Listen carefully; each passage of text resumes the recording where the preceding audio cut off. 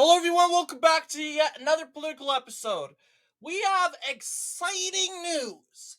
The presidential election, the general election, is going to be pretty much starting straight away in June after the conclusion of the said Republican and Democratic primaries. Biden and Trump have agreed to set in a debate pretty close. I actually was not expecting the first debate to be in June because, believe it or not, um, I think that's a little too early. But you know what?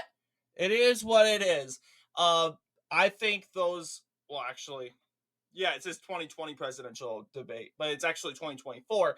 But yes, June 27th is when the first debate will be starting. And boy, I am looking forward to that debate.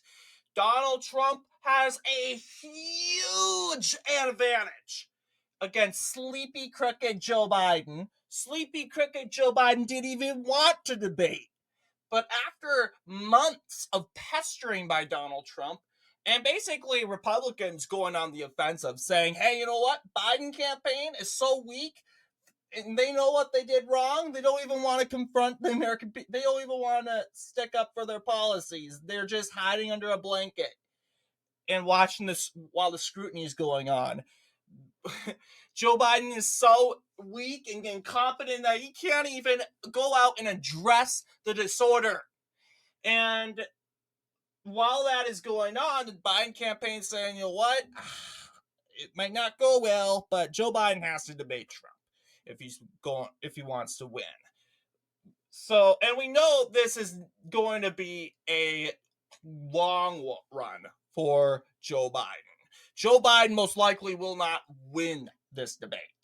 Now, a lot of left wingers will be laughing at my comment because a lot of the left wingers that love Joe Biden are so biased and so optimistic to Joe Biden. They are dismissing all the sources and all the facts and all the basically all the characteristics that I'm giving them, all those facts and features that I'm giving them. No, no, no. Biden's just gonna win because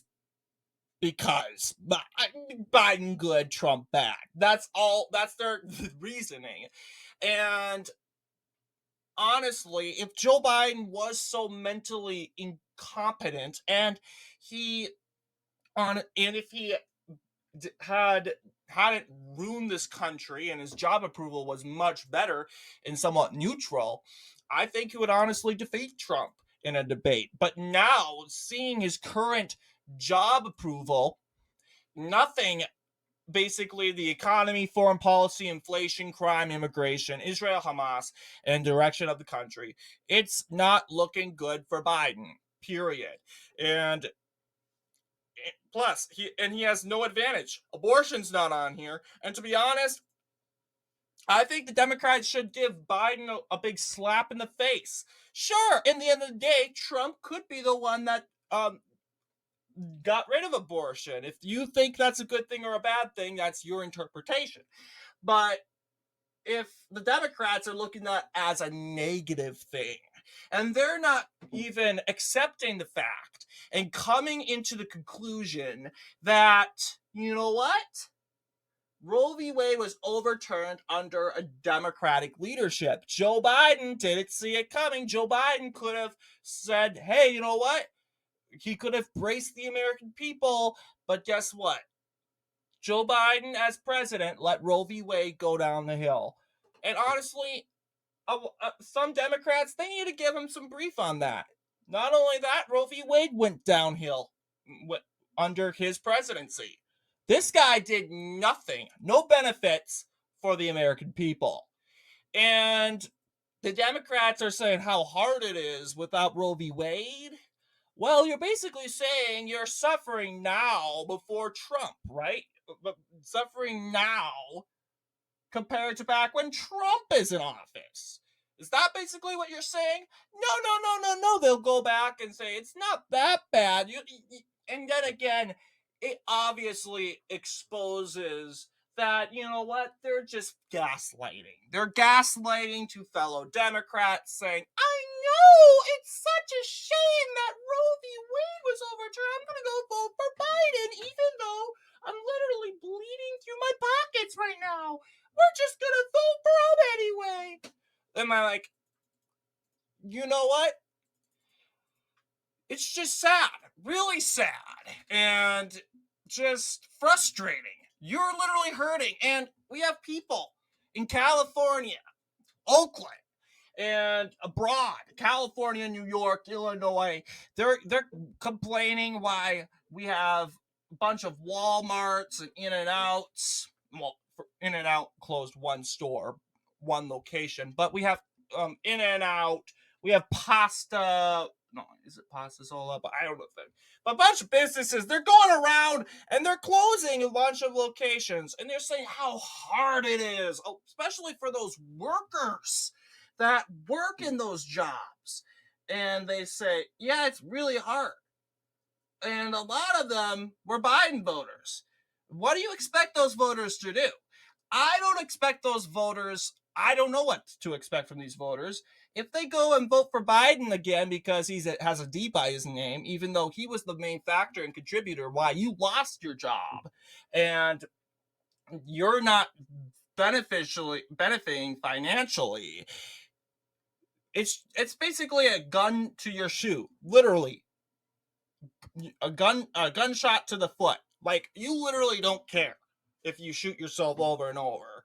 You will do whatever you can to vote for your precious little candidate, which has a letter D by your name.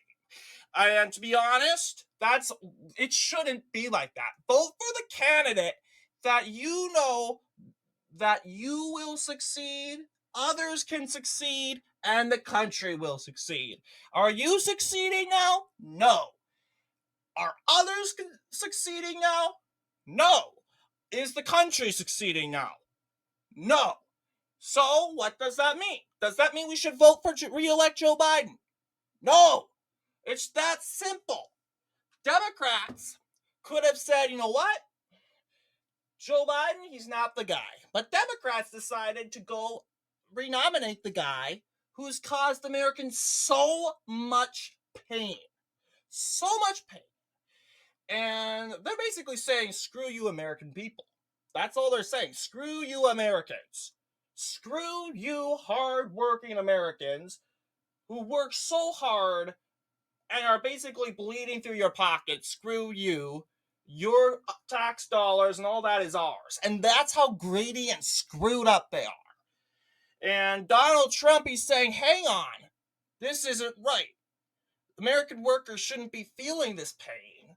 American workers need a good economy in order to succeed. Were you succeeding financially? Well, I can't be the one to say you were succeeding financially, but most likely you are doing much better than right now. Much better under Trump than what's going on right now. Facts don't lie.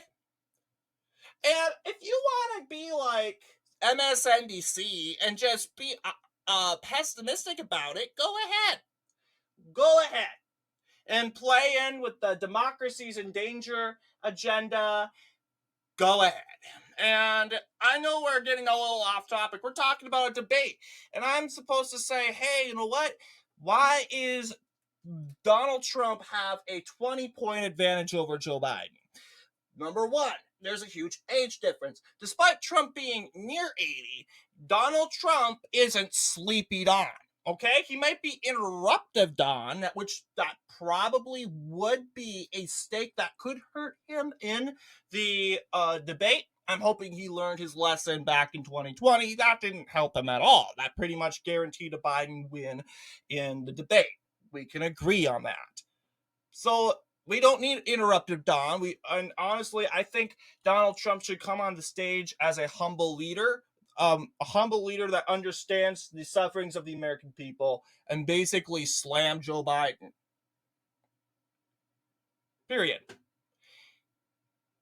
I do praise Trump. He has a good cognitive memory. Once again, good. He's cognitive.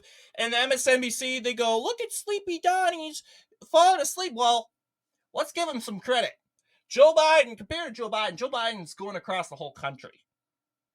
This is an 83-year-old guy walking around the whole country, going this way and that way. This guy's a busy guy. Now, yeah, that would tire out an old guy, but to Donald Trump, that wouldn't tire him out because, once again, he has more energy compared to Biden, more work ethic. Okay? That makes sense why Joe Biden gets more sleepy and tired every time he does a trip or to address a certain situation around the country. Makes total sense. And second off on that, Donald Trump is in a courtroom, one location, sitting there for 6 hours, watching what's her name? Latia James, who reeks, by the way, who reeks with sweat. I mean, who wouldn't get tired of stinky Latia James and all those stinky corrupt judges insulting you and going and basically accusing and lying about you to benefit their political ally? You get tired of it, don't you? This has been going on for, I would say, 3 months. I would totally be like, I'm done. Like, you. And that's why a lot of people feel bad for Trump. Because they don't think, when they see Donald Trump in the courtroom, they don't think Sleepy Don. Like MSNBC says. That's not Christian. And that's not love and acceptance. Come on. Come on. MSNBC says the Democrats are the ones that love and care. And MSNBC is the main media station for the Democrats. And they go and they taunt a man who is going through a criminal trial. First off, you shouldn't taunt anyone during a criminal investigation. That should be between the jury, the judge, and the defendant. Not the media. They're neutral.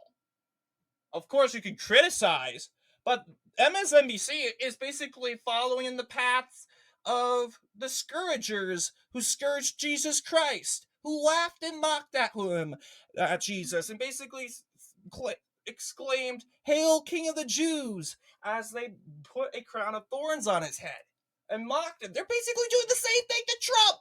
And I'm not making a Jesus Christ Trump comparison. No, I'm not. It's basically a comparison to what were we like, how we treated Jesus back then, contributing how we're treating each other now. We haven't really changed, haven't we? So a good reminder.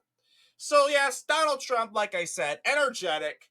I wouldn't say energetic. He's old, okay? He's going to have some moments. Joe Biden doesn't have. Joe Biden will have all the moments. I will tell you, all eyes will be on Joe Biden and his cognitive disorder.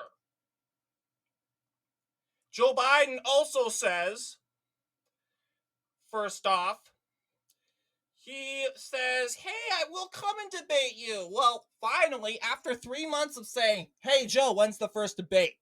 When's the first debate, Joe?"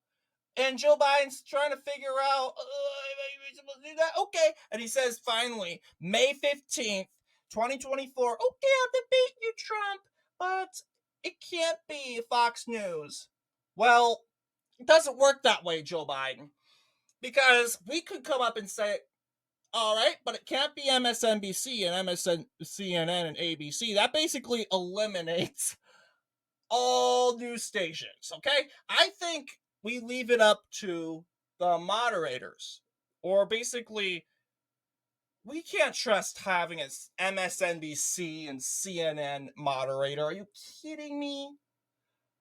The minute Joe Biden screws up and stutters and goes into a Mitch McConnell moment, that moderator is going to jump in and help him. He or she's going to cut the debate and try to get Joe Biden back on track. Like, literally. And that's the other thing, guys. Joe Biden is not going to have a teleprompter. That's right. For the very first time in 3 years, Joe Biden will have to use his fogged up, declining brain to tackle, once again, to tackle Donald Trump. And he has before in interviews, like when he's been interviewed um, by several networks and liberal woke networks, and he has. But you can clearly tell that this guy blanks a lot. Blanks. Goes into a blank.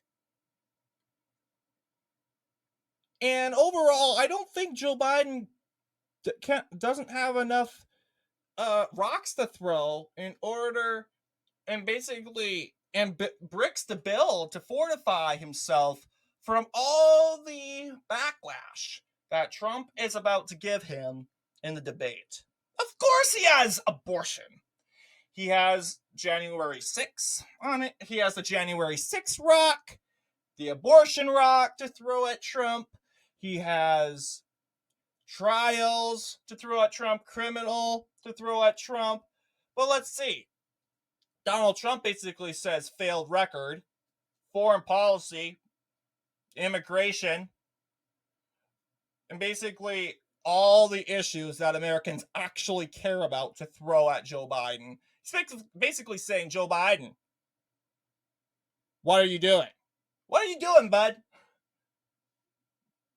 And for one thing, Donald Trump, for once, is going to say the quote that I remember Joe Biden saying in an ad back in 2020. And I quote, Mr. President, do your job. Unquote. That was a campaign ad from the Biden 2020 campaign criticizing Trump's COVID-19 response.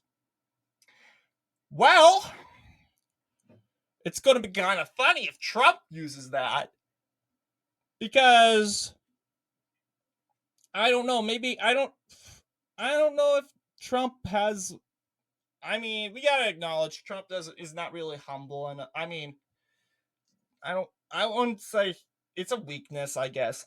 It would be it's a struggle for him to say Mr. President. And I know he feels really strongly that he isn't, that he's cheating or writing, basically. And honestly, I'm the same way. How can you call the guy that's hurt you for 3 years president? It's a sign of respect, a sign of, and a title of respect, a title of authority. And honestly, you're so fed up with this guy and angry that you could call him insults, profanic words. And the last thing you want to say to him is president. Jeez. But you know what? I think that using that ad or taking some of that quote from that ad that Biden used and applying it to Joe Biden right now, Mr. President, do your job, it would expose the Democrat hypocrisy, because Joe Biden hasn't done his job at all. At all. He's taken in vacations in Delaware. And honestly, there has been disasters and situations that Biden hasn't even visited. Yes, he visited East Palestine. Good for you, Mr. President, but you were 1 year late. 1 year.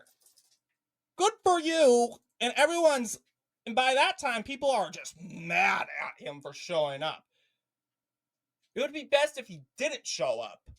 And we kind of knew, okay, he doesn't care.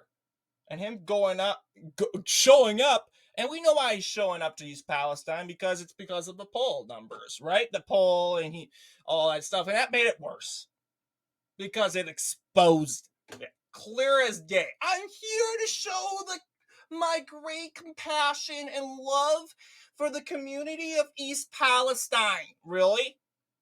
Boy, Donald Trump's going to have East Palestine in his hands. He's going to have Once again, the Baltimore bridge collapse, believe it or not, that's also a Biden blunder, but the news media knew that would have made Biden look too bad, so they didn't say this was Biden's fault at all. It was just an unexpected bridge collapse. No one's fault. Of course, Pete Buttigieg says it's Trump's fault because, but technically, we're not going to scrutinize everyone. It just collapsed. Total disrespect for the people that died that day. We're not going to blame anyone. It just happened. Disgusting. Come on. So, I'm looking forward to June 27th. Very special day. Very first debate in a very historic election. This is an election where we can figure out where our democracy is going. Are we going to go to a deep state where Donald Trump, the presidential election, the former president's going to go thrown into a jail, and all his supporters are going to be once again persecuted for supporting this guy, and we could be jailed for any reason because Donald Trump, they haven't found a reason to indict Trump yet, and I can guarantee you he's probably going to be indicted for something because it's New York and they're biased as, oh yeah, I can't even say it, but yes, yeah, of course, yeah, you know where it's going. That's where democracy falls. You can't even live your life because, and in order to live a happy life, you got to switch to the Democrat far left ideology, and then you're saved. You got to pull Alyssa Farah Griffin. You got to pull a Duncan from. You got to pull a Liz Cheney. You got to pull um all these stupid rhinos. You got to pull a Chris Christie. You got to pull a Mitt Romney. You got to be all. They're cowards because when Trump came in and the Republican Party suddenly became in an awkward position, they cowered out. Weak individuals, very weak and very disgusting. But anyway, what do you guys think? Let me know down in the comments below, and as always, I'll see you all in the next political episode.